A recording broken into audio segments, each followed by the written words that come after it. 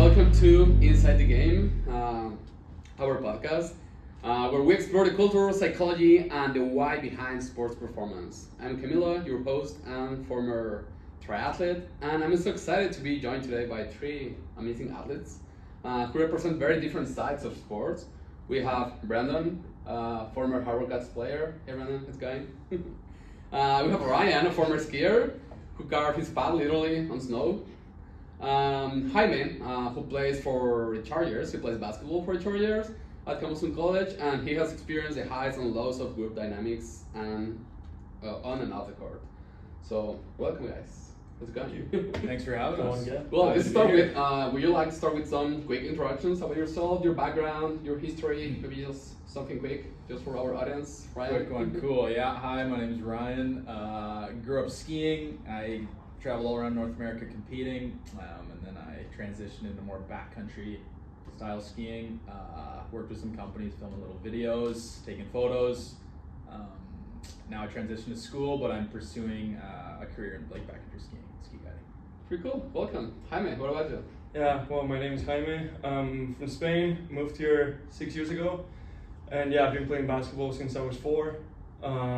Played at all sorts of levels. And yeah, currently, done with basketball here at Camosun. Played for 4 years. And hopefully trying to transition to the professional level back home in Spain. Pretty cool. Welcome to the podcast. I'm Brandon. Last but not least. Yeah, I'm Brandon. I've been playing baseball since I was, 4 or 5, kind of similar. I went down to the States to play for my first few years of college, and then came to Victoria to play here. I'm done with playing now. The playing days are behind me. But I've done some coaching here and there, doing some events not in baseball.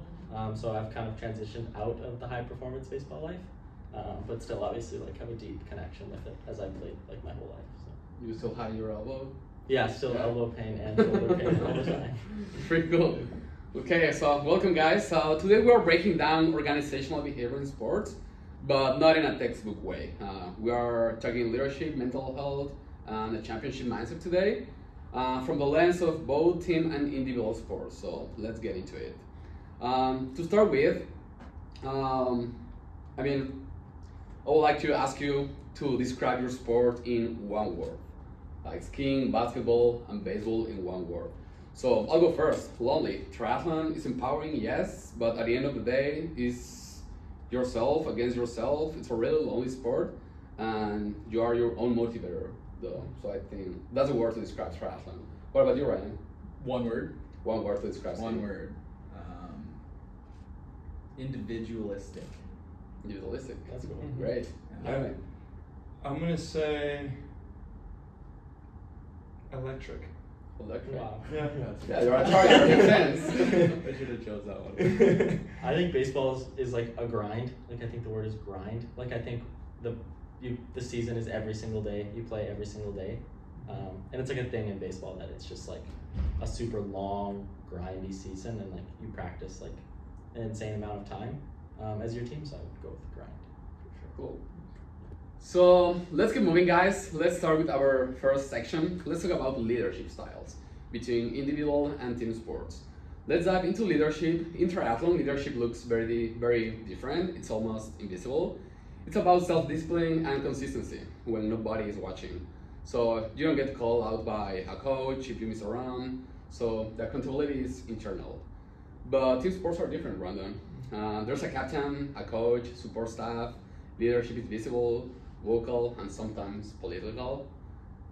So let's open it up. How does leadership shows up in your sport, and how does it shape the way you develop as an athlete or even as a person? Let's start with you, Brandon. Yeah, I can go. I think baseball is super leading by example, especially on a team specifically. But it's kind of a weird sport because most of it is done individually. If you fail, you fail individually. When you're hitting, it's just you. When you're making a defensive play, it's just you. You're not really relying on your team until you're in the dugout or on the bench with your team. So it's kind of you have a break from that team environment. So when you're in that team environment, it's about leading by example and not getting on your teammates if they've done something bad individually, which happens all the time. So I think like I've been a leader on a team and like a follower, so I've been in like both roles, and I think it's like there is no like in basketball and hockey, like I think there's like a clear leader or like a clear captain. yeah. Where like I think in baseball, even if you are the captain, like it's like it changes all the time based off who's like performing well individually. So it's just like constantly changing. You don't have to be like the best player also to be the leader. No, yeah, very rarely. Okay, so Jaime, does leadership in basketball come more from players or coaches? I would say from players. Like the coaches can bring in that edge of competitiveness, like trying to get that out of the players, but the players who are gonna have to bring it every day. I've been a captain for this Chargers basketball team for the past 2 years, and I think it's a lot of the work you put in when nobody's watching, because the rest of the players are going to be paying attention who's putting the extra work, and that's who they're going to follow, I think. And you have to be very vocal on the court, and I think that's very personal, that I personally do when I'm playing basketball. And I don't think any year I've been here I've been the best player on the team, but I think I've succeeded as a leader because I was very vocal, I was putting extra work, and I think that's like some other guys were willing to follow me. I'm just curious, how is this process of translating and transforming your vocals and your emotions from Spain to Canada, like from Spanish vocals to English vocals? It was easy or it was different? It was easy. It was easy. I'm a very loud guy. Yeah. Being back home, I've obviously been playing on a lot of different teams, having to adapt from like being with some players, some coaches. It's never the same, and I think that really helped me like become a good leader. And coming here, being like on the same team for 4 years, getting to know the coaches and players, and I think just having different perspectives from both worlds helped me like become the leader that I am today. That's pretty cool. And what about you, Ryan? How do you lead yourself on a solo mission like skiing? A solo mission. Well, skiing is kind of interesting because there's many different like aspects, disciplines. I mean, you can like ski race, you can do park, and then you can go into the backcountry, which is kind of more my thing. And funny thing about the backcountry skiing is it is solo, but it is also kind of team oriented because you need to go out with people you trust. You know, putting it bluntly, it's kind of life or death. Like bad things happen out there. So yeah, you want to go out with people you like, but also like just being decisive. There's not really like a leader, but you kind of go out knowing where people fall in the group. So like, that's the biggest difference though. Like in baseball, if you make a bad decision, there's no consequence really. Like the consequence is you lose the game, or like there's no like real trust in baseball. Like other than in yourself, like it's just purely based off like your skill and like that's it. Or like I feel like skiing's different. Like if I went out, I wouldn't know what I was doing, so I would look to someone like clearly for guidance. Yeah. That's what's the crazy thing about it is like you could really like somebody and like enjoy skiing with them, but you don't want to go into the backcountry with them because they don't know anything. And really, you're kind of like if I'm buried under snow, like you need to save me. Yeah. You kind of have to like trust them with your life. It really is true. But I think just like for solo like inspiration, you just gotta be self-motivated and you just like want to get better. And like I'll ski something and like be like, oh, I could have done this better, and then you'll like watch video, you're like, that kind of sucked. Like, I want to do this better.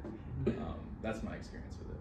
Okay, great. And of course, all these questions, all these answers are connected to our next topic, that is mental health. And I want to talk about something that is less taboo as mental health nowadays. In triathlon, you train alone, you race alone, you celebrate or fail alone. It can be isolating. There are no high fives there are no high fives after a long swim session, just silence. No high fives after a run or after a race. But in team sports, you've got people around you. Sometimes that's helpful. They are supporting you, and sometimes it also adds more pressure. So for you, what's harder mentally? The solo athlete carrying the full weight, or a team athlete trying to not let others down? I think it depends on the team. Like I've been on teams where like it's super supporting, and it's like I'll fail and I don't even feel like I failed. Like it just like you just pass it to the next person. But I've also been on like teams, and it's specifically like the higher you go, these teams kind of go away, but that aren't very much concerned just with themselves and like aren't really doing that, like there's like no morale, and then I think it's super isolating. Like I think it'd be better to be a solo athlete for your mental health in that regard, because you could just like, there's no like people like, not bullying, but like on you for making a mistake. But if you have a supportive team, then I think that's like the best possible thing for your mental health. But yeah, and I think too, like just what I was saying, like the lower level baseball is like usually where the bad teammates and like bad support systems are. So that's why most people quit, I think, in baseball when they're young. But like if you keep going and like end up playing like professionally or like in college, like that all goes away, and it's like all very team focused, which is really good for me anyway in my mental health. Okay. If you had like a bad team experience, Totally, yeah. then Like you'd get super bummed. especially when you're young, like baseball's like a lot about failure. Like you fail hitting 7 out of 10 times and you're like the best if you do that. So like you're failing so much that like it's just like human nature to be like, am I really good at this? Like regardless of the level you're playing at. Like I'm not, if you're not seeing results. So yeah, like I think it's just, and playing time's a big thing in baseball because the rosters are so big. We have a team of 40 and 9 people start, Yeah, that's and there's no subs. Yeah. So like if you're not playing that game, you're just not playing that game if you start, you're playing. the whole game. Nobody else can come in. You can, it just doesn't happen. No way. 'Cause it's like- I didn't know that. It's like super statistical. So like to actually give you a chance, they have to give you the whole game. Because in the whole game, you're only going to get 4 times hitting the whole time. So I think that's where egos can come in play. Totally. And be like, because basketball is different. There's only 12 to 15 players on the roster, and if you're in the 12, you're probably gonna play throughout the game. You may play, I don't know. It's like, well, the game is 40 minutes, so you can play 2 minutes, or you can play 10, or the best players play 30 minutes. But you're always gonna get in.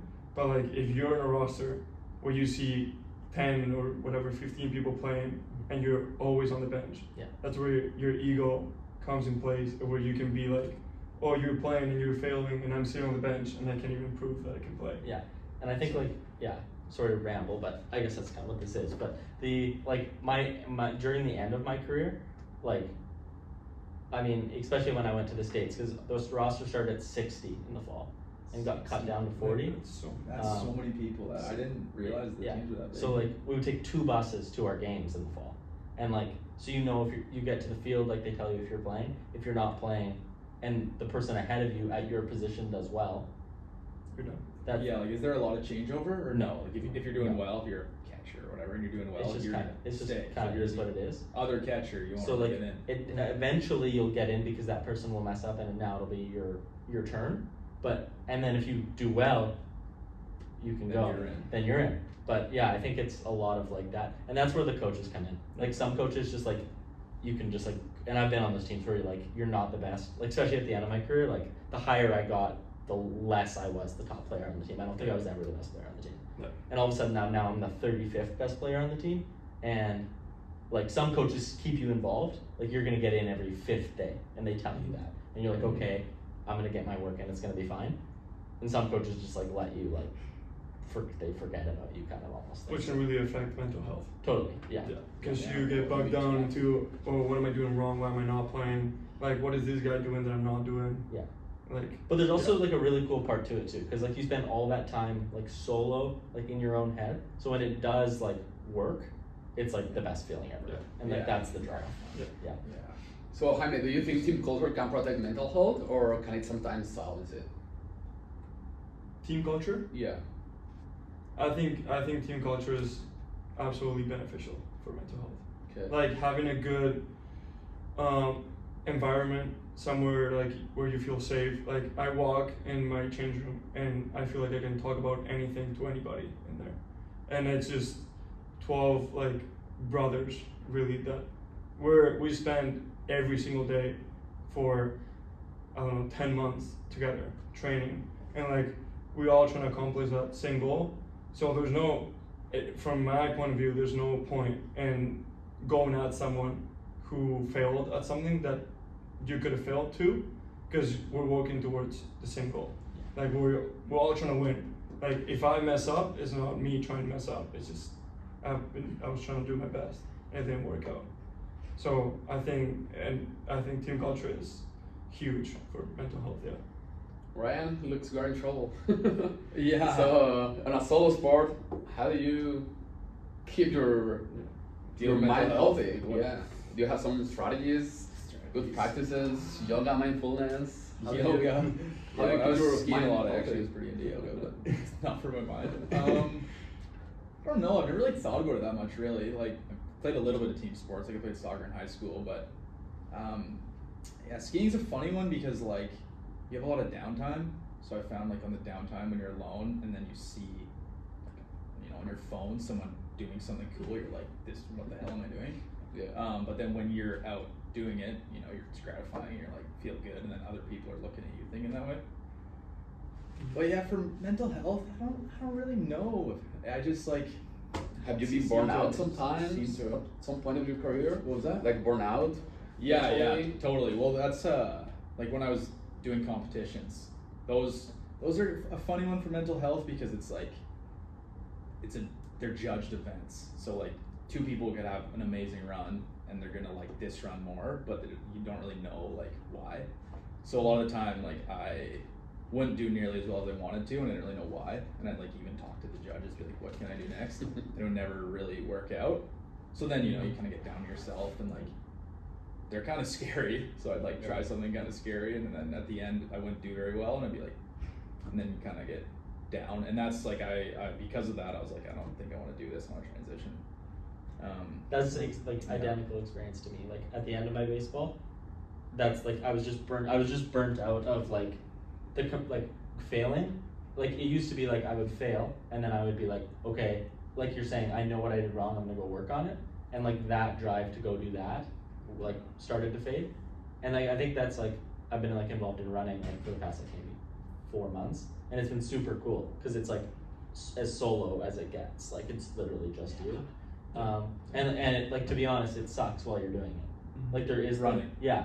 Like the only time it's gratifying is at the end, and it's only for you. Like it's just like it's such a different. It's so different than baseball, which I think is why I like it. Like I've never played a non-team sport ever. Is the gratification from like your time? Like what makes you Just happy just after like a run? I mean like there's like Because you're alive up to the yeah run. like Yeah, you just just feel like- just you like just like made it Took it through. in life. I mean, Made just it like through. the runner's high feeling is real, but also just like, yeah, just like pushing yourself or like, and there's like, it's not really based off like form. Like there's a little bit, but it's more just based off your mind. It's like, I know there's going to be a point, no matter how far I'm going, that I don't want to do it anymore.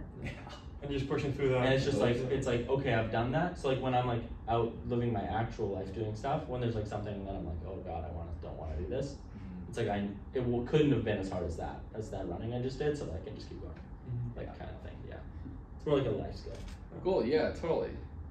Okay, guys, so let's move on to the last topic of this day.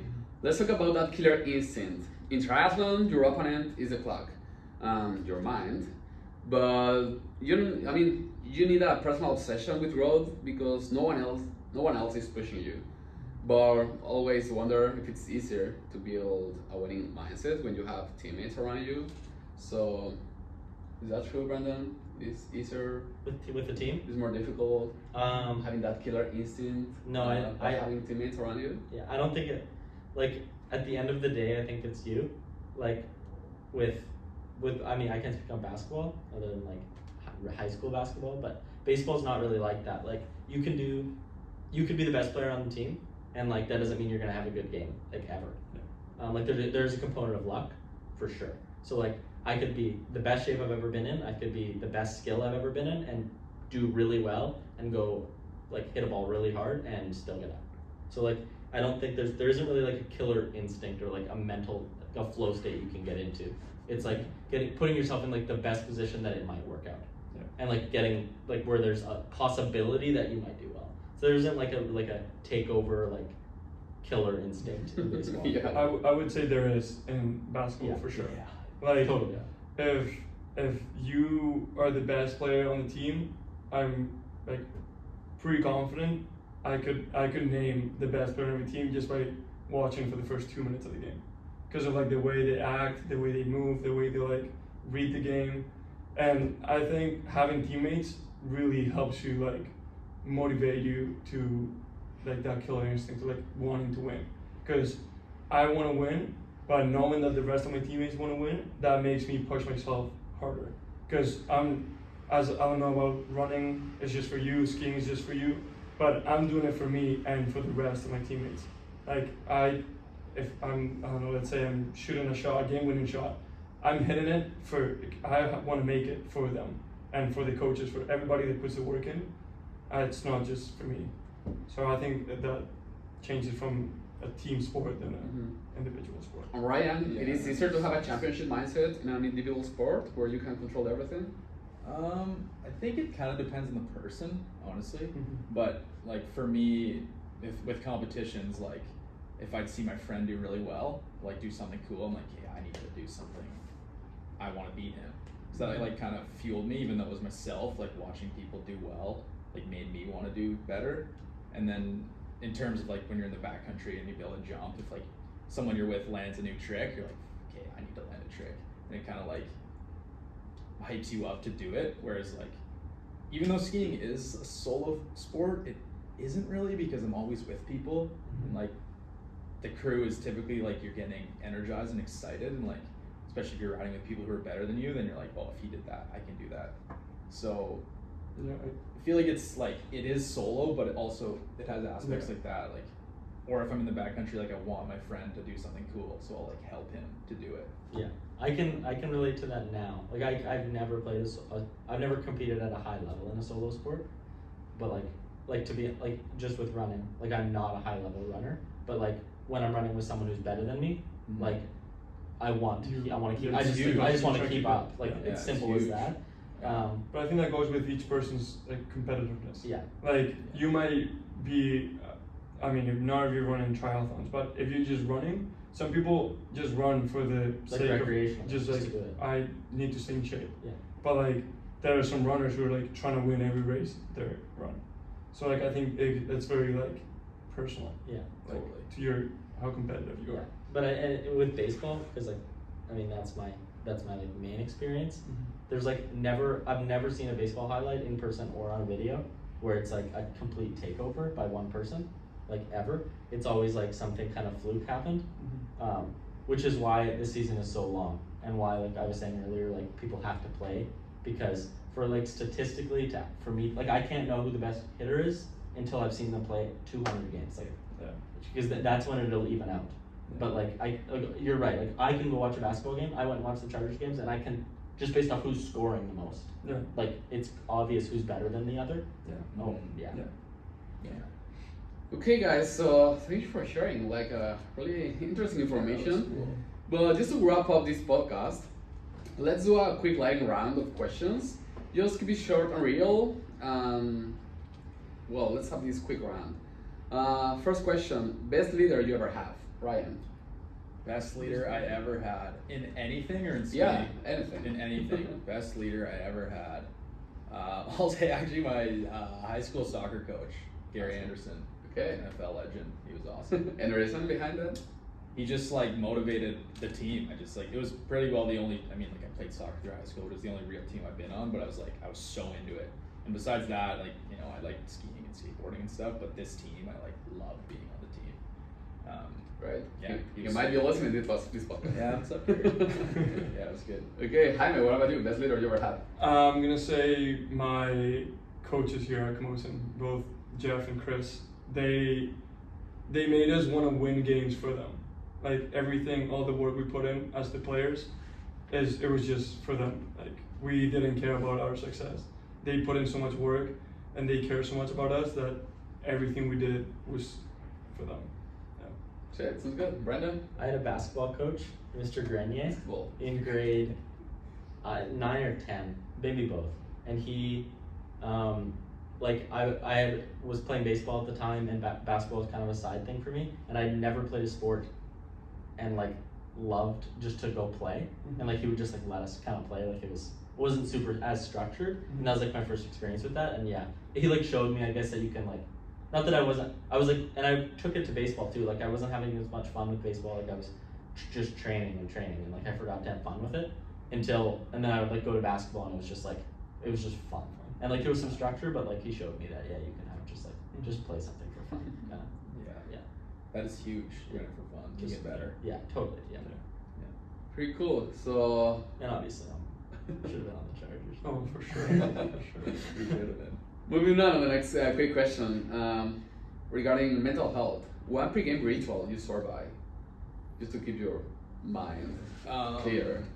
Yeah, for skiing, visualization is huge. That's Okay. probably the biggest one. Whether it's like, I guess it could be for your mental health, but I mainly think about it like what I try to visualize what I'm doing. And just the biggest thing is just trying to be present. So for me, before I do something, I just like take a bunch of deep breaths, try to clear my mind, not overthink. Because Yeah. I mean, in anything, overthinking's bad, but when you're gonna ski something kind of scary, the more you think about it, the scarier it gets. So once I've done the work, I'm like, I know what to do. Don't think about it anymore.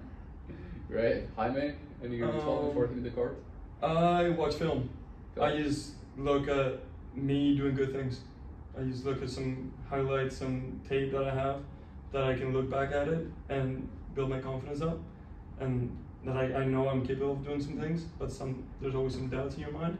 So I just like go on my phone for a bit, watch some tape, watch some good stuff that I've done in the past, and that builds my confidence up for the game. Cool one. Yeah. Brenda? I would just stay away from, like, honestly, this sounds maybe not like what most people would do, but before games, especially at the end of my career when I was like, playing at a high level, I would just try and stay away from the game as much as possible. Like, as soon as the game was over, I was gone, and I would show up. Like, lots of people, like in basketball, I think it's different. Like, you want to be at the gym early, and like you can see these people putting in work. But baseball is super mental, and like, so I would just honestly try and stay as far away from baseball until it was time to do the thing. Because if I was there early, like you were saying, I would just be like thinking about it and like stewing over it. Yeah. And it was just like, how can I be on time for the game, but like honestly like not think about baseball until it's time to do that one specific thing. Yeah. Okay. If you had to shift your sport with another person in this table for the rest of your life, what sport would you pick? Let's start with you, Brenda. Now or like when I Now, started? we have skiing, basketball, baseball, and triathlon. Now I would do skiing because I like skiing, like recreationally, not in the backcountry. But when I was a kid, basketball. Like if I had to go back and like I couldn't play baseball and I had to switch, I think basketball would be super fun to play. Obviously, my ceiling in Or you basketball. could have been, man. What I could have been. But I think like now, I think skiing. I'm more interested in the solo sports now, personally. I just have played team sports for so long, so it's new, which is cool. Yeah, I would pick skiing as well, but back in time, I would pick baseball. Yeah. Being always serious about baseball. Mexico actually produces. Yeah, we have a lot of it's good like the best baseball baseball players in the world. players actually. Yeah. What about Ryan? I choose basketball. I think basketball would be super cool. Honestly, this like since coming to Camosun, I've learned more about baseball too. Baseball is way harder than I initially thought. I mean, I never followed it very much, but since coming and like meeting you and talking to some people about it, I'm like, oh, it sounds really hard. But I think basketball's so cool. I do too. I play basketball. I think also just like yeah. even now, I guess like recreationally, like there's so many places just to go play. Like to go like I There's can't. so many people who like, want to play. I can't just go out and play a baseball game right now. Yeah. Yeah. But I could just go like take a ball and go shoot. Like, Totally. and those sports are cool Yeah. to me now. I have a question. What's like the two big differences from playing in Spain to playing here? If there is any. This Wait. is our hold on. This is our sponsor. Yeah, good moment for all the sponsors. Thank you so much. Thank you to OpenAI. OpenAI and Wix.com for sponsoring this video. Continue, Ryan. The biggest difference from playing in Spain to playing here, Yeah. I would say it's a more physical sport here. I think people are like, I don't know if it's like because of the refs or just the way it's played here, but it's more physical. It's also more like fast paced here. Back home, we used to play, it's like a much slower game, much more like tactical, I think, than it is here. Here it's more like up and down, more possessions, getting more shots up, and it's just more physical. I think that would be the biggest difference. Nothing crazy. No, at least at the level I've played at. Yeah. Great. And just to wrap up, team or solo sports, Ryan? Solo. What builds stronger I'm a s- character? What builds stronger character? Oh well, I'm a solo sports guy. Yeah, I like solo sports. You kind of only have yourself to blame for if you do bad, and if you do good, you can just it's a big confidence boost because you're like I'm the one doing it. You can do it whenever. I mean, besides skiing in the backcountry, I guess. But like, I can go ride my skateboard. I can go surf. Like, it's just you who's doing it. Yeah, I'm a solo sports. Great. Jaime? I'm gonna say team sports for like professional level team sports, but if I would have to like do it recreationally, just like as for fun, I would probably pick individual sports. Great. Yeah. Yeah, makes sense because there's like a big physical literacy background Yeah. behind. So maybe Yeah. for kids, for children. Yeah, and I'm big into running. Both my parents are runners, and I love, especially in the summer during the off season, Yeah. I stay away from basketball because I'm not playing basketball if it's just for fun. Like I need to be Yeah. competing all the time, so I love just taking my time to like stay away from basketball and just go on a run, go to Yeah. the beach and just like run. It's it Cool. keeps me away from things. It's never too late. Marathon de Valencia Yeah. 2026. Yeah. Great. Brandon? It's too late. Yeah, I would say the same. Like I think team. I'm a team sports guy, just because that's what I've done the longest. But I think like one interesting thing is like as I've gotten older, that's changed. Mhm. Like I think as a kid, team sports are awesome because you meet friends that you like are friends with forever, and that's just true. But I think like as an adult, like when I go to intramurals, I don't have the same as fun with that as I did when I was a kid. You know, like just playing in basketball in gym or something. But so like I would say as a kid, team sports, and then as you get older, I think individuals. Yeah. Yeah. It's What about interesting you? point of view. Well, I never practiced team sports to be honest because I've been cycling since I was like 8, 9 years old because my parents were professional cyclists. So now here in Camosun when I'm playing with you, basketball or soccer, I struggle a lot in communicating with other teammates, even in sharing this championship mindset because I just know how to work by myself. And I can go run a half marathon by myself with my killer instinct, but it's just about me, and I know how to take myself to the limit. But when it's about sharing that emotions and those feelings with everyone, yeah, it's kind of complicated for me. So I agree with you. Maybe as part of your childhood, it's really important to take part in some It's like team sports. it's like a physical literacy thing too. Yeah. Like I think because I play baseball, I think it translates to a lot of other sports. So like now that I'm older, I can do a lot more sports Yeah. with other people. Like because I play baseball, I can go golf, I can play basketball, like I can throw a Yeah. football, like just these other things because I have like a physical literacy base. Mhm. Yeah. Where like for sure. if you're just like I'm a runner when you're young, Yeah. it's like tough to know how I to never like really move. should have asked. Yeah, Like, totally. it's totally- it's I do just- agree. Yeah. I do agree. Yeah. Yeah, team sports also bring a lot of skills, like social skills for life. Yeah. Because Yeah. you are always Yeah. working in teams. That's cool. At work, like Yeah. Yeah. even in your family, you are managing a small team, right? And I think like one last thing too is when I was young, I mean I talk a lot now, but like when I was younger even more, it's like so individual sports would not have worked for me. Like Yeah. I just wouldn't have been able to stay You need- focused you on that. need We're like someone to talk to. totally. Yeah. We're like now, although I'm still like that, I'm able to like it's almost like a good thing for me to force myself to go to is like go be alone so I don't have to talk. Or I will. Sure. Yeah. Yeah, totally. Well, so thank you so much, guys. This has been a powerful conversation. Thank you all for being open and honest with our audience. So, well, this is it. Yeah, we had a lot of fun. For our audience, thank you so much for tuning into Inside Game. Yeah. See See you you in next the next time. episode. Cheers. So, yeah.